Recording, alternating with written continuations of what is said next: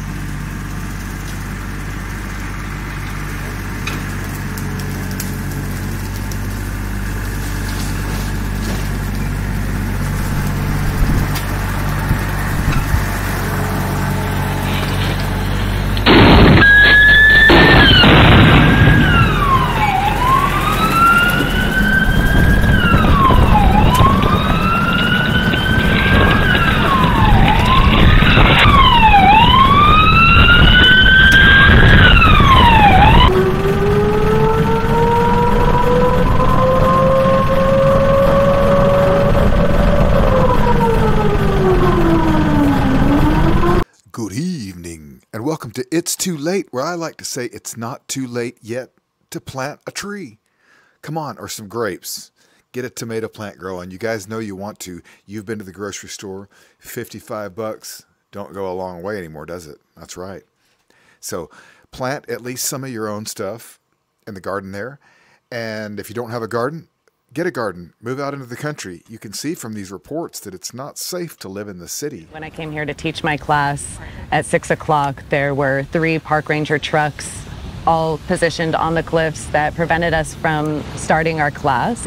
The city of San Diego is cracking down on beach yoga. A group of instructors say park rangers shut down their classes earlier this week. Thank you for joining us tonight. I'm Nia Watson. ABC 10 News reporter Spencer Shorsha explains why the city's recently updated code is getting pushback from the wellness community. It's very peaceful. They came here to unwind, do some yoga by the cliffs. It's an incredible space. I think it is one of the most unique spots in all of San Diego. You guys remember that movie where Sandra Bullock and Sly Stallone were going to do the nasty, and then she went to put on this headset, and he's like, "Hey, baby," and she's like, "Ugh." Anyways, I can't remember what that movie was about, but it turns out in that movie, Taco Bell was like the only restaurant. You guys remember that now, right? And so now I'm beginning to believe that that was a forecast of the future, and that the New York City mayor, Eric Adams, will one day be the president of the United States. You know why? Because he knows how to call it like you see it. You know what I'm saying? He says that the immigrants are good swimmers, and I say, next thing you know, we'll have nothing but Taco Bells in America.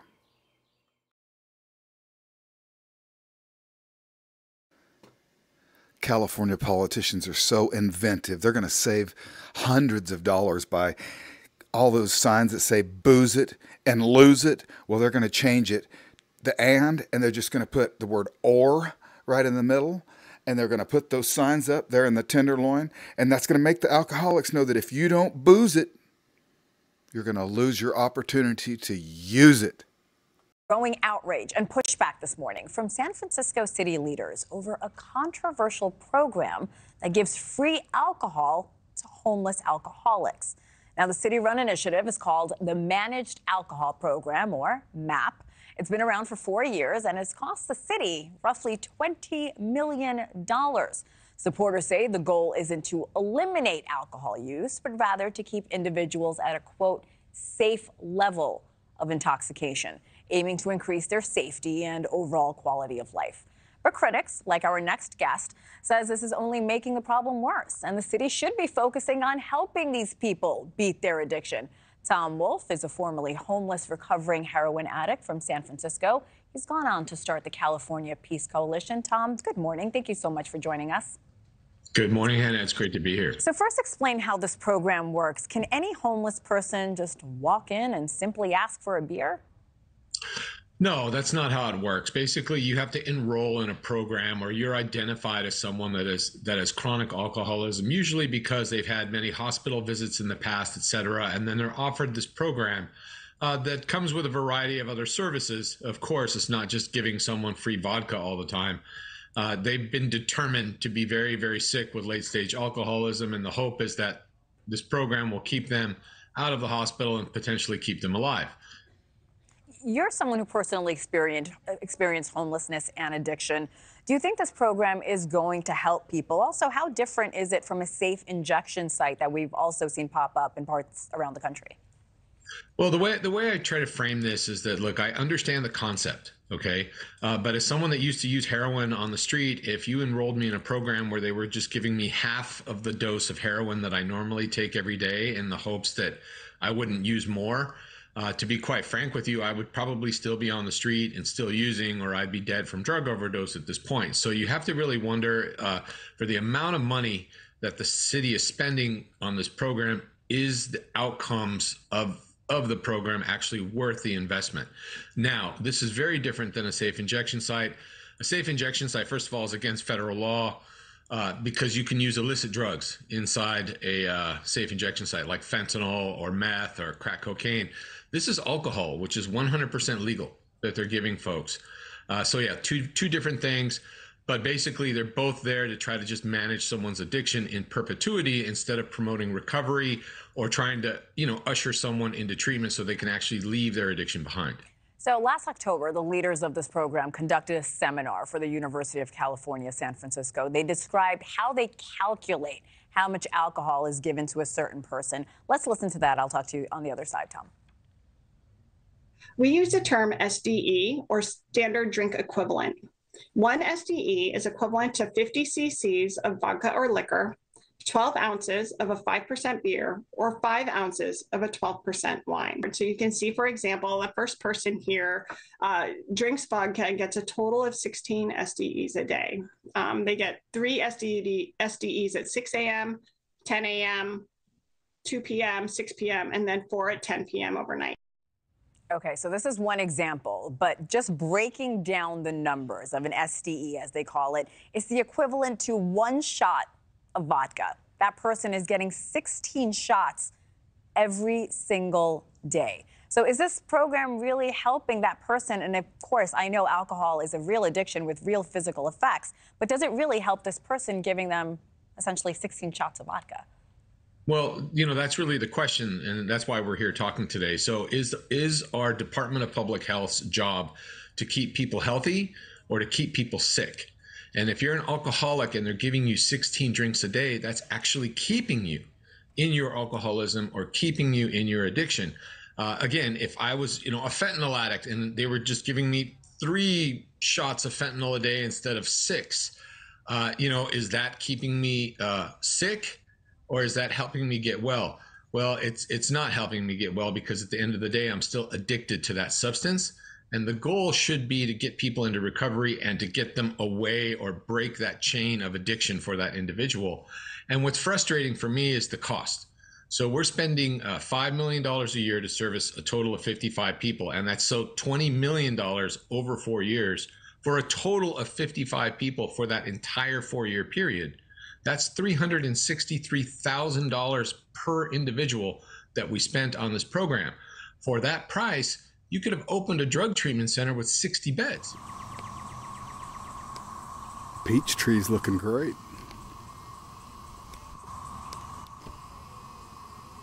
Beautiful peaches. There's some low-hanging fruit.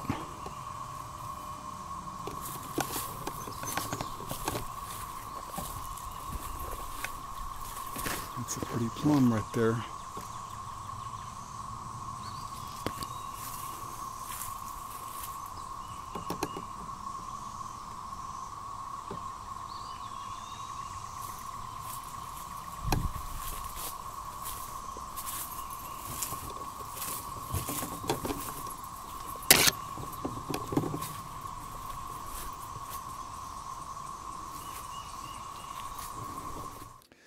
What exactly is a prepper? You're a prepper. I'm a prepper. I won't go into that whole thing again. But it's great. It's great to grow your own food. And it's also great to protect yourself, like the lady in the story earlier. And it's wonderful to just have fun building a prepper lifestyle. Preparanoia, whatever you want to call it. It's fun. But to me, that means also having a totally off-grid box truck with solar on the roof and everything I need to have an enjoyable life on the inside. So here's just a little peek again at my off-grid go rig. And once in a while, the dogs and I will stay in there for a couple of days at a time. It gets piled up pretty fast because, you know, anyways. But in an apocalyptic situation, you know, maybe we would be neater. I don't know. So this is what we do when we're having fun, being extremists. It's time to do some spring cleaning up here on my solar panels and get them out from under this cherry tree. Look at that sun coming out. All right. Well, we've had big storms rolling through, and a buddy of mine called the other day, and he was waiting on another friend to show up with a generator because he was worried about all the food in the freezer going bad. It had been hours, the power out, and I thought, that's terrible. I feel bad for him. I keep all my frozen stuff in between the seats in this van right here. That's right, I've got a deep freezer in between the seats of this van. Well, we will start by baking a bunch of potatoes. We'll throw those in there for an hour on 350. Okay, while our potatoes are cooking, we're going to go ahead and get our meatloaf ready. Start with a sweet onion here.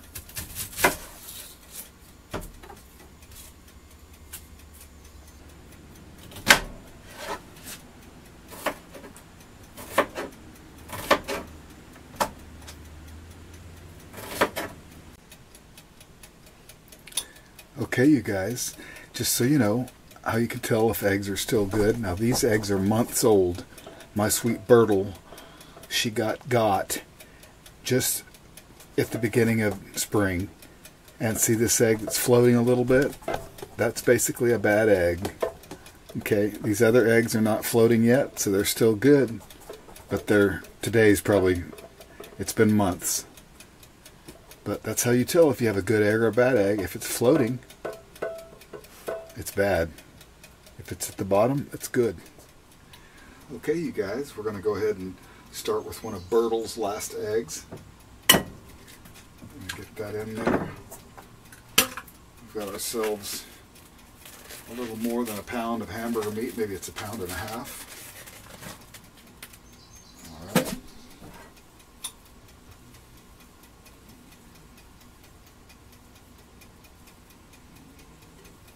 That's how you do it right there. Before I get started, I'm going to go ahead and get a towel ready.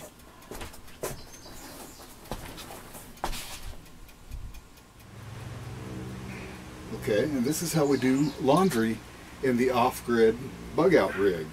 Okay? I hear my little boy over there making noise. We drop it right there in the 12-volt washing machine. Oh, that was too much. But still. Oh, we got to plug it in. How about that?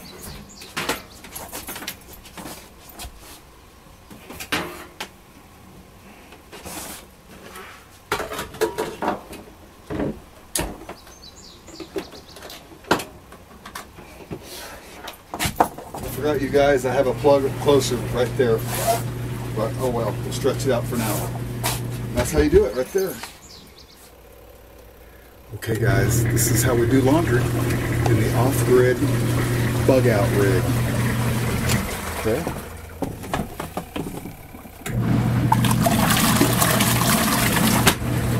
That sits in the tub. And it drains into the gray tank.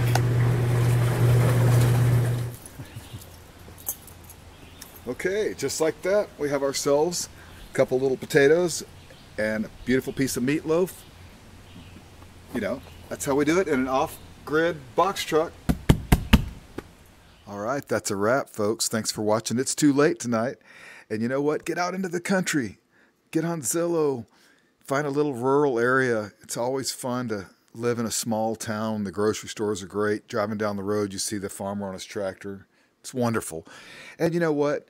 If you've got an old van, convert it into a go rig. That way when you go on vacation, you can stealth around and be cool. All right. It's fun also to have just call that your shelter from the storm. When the power's out, you can be cooking meatloaf like I just did. And you can even do your laundry and your dishes. It's a beautiful thing. You guys are awesome. Thanks for watching tonight. And we'll see you tomorrow night right here at Home on the Range for It's Too Late.